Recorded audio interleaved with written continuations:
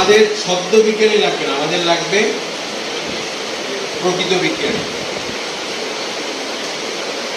এবং এগুলো দেখা যায় যে ম্যাক্সিমামই বিভিন্ন জায়গায় মানে হবিস্টের মতো যে জিনিসগুলো থাকে সেই জিনিসগুলো আপনারা সাধারণত শিখে থাকেন। বাট এখানে আপনাদের কাছে এখন ইন্টারনেট অ্যাভেলেবেল আছে এবং সেই ইন্টারনেটের মাধ্যমে আপনারা যেমন খারাপ দিকেও ধাবিত হতে পারবেন, তেমনি আপনার এই জ্ঞানের চর্চাটাও কিন্তু খুব ভালোভাবে করতে পারবেন। আমাদের টেক্সট বুক যেটা আছে সেখানের কন্টেন্ট খুবই সীমিত। যে স্টুডেন্টদের আগ্রহ আছে তারা বাইরের যে বইগুলো ইংলিশে আছে সেগুলো দেখে এরপর আপনি বিভিন্ন যে প্রজেক্টগুলো আছে, বিভিন্ন প্রবলেম যেগুলো আছে সেগুলো সলভ করবেন।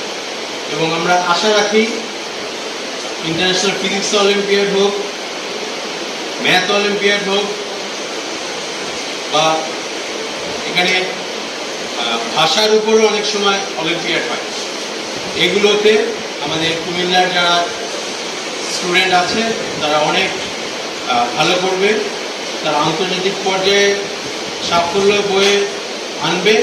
তারা নিজেরা যেমন তাদের জ্ঞান বিজ্ঞানের যে তৃষ্ণা আছে সেটা যেভাবে মেটাবে, তেমনি আমাদেরকেও ধন্য করবে।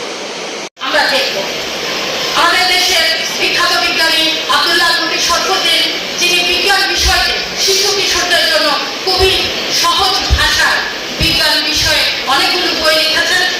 এসব বিজ্ঞানের রাজ্যে সাগরের রহস্যপুরী, আমাদের পৃথিবীটা কিভাবে জন্মলগ্ন থেকে কিভাবে হয়েছে, এই বিষয়গুলো শিশু কিশোরদের জন্য খুবই সহজভাবে উপস্থাপন করেছেন তার বিভিন্ন বইগুলোতে। সেই ধারাবাহিকতায় আমরা আশা করি আজকে যারা তোমরা খুদে শিক্ষার্থীরা রয়েছ, তোমাদের মাঝখানে থেকে বের হবে আমাদের আগামী দিনের খুদে বিজ্ঞান, যারা বিজ্ঞান চর্চাকে এগিয়ে নিতে চাও, যারা বিজ্ঞান চর্চা করতে চাও, তারা মননশীলভাবে সৃজনশীল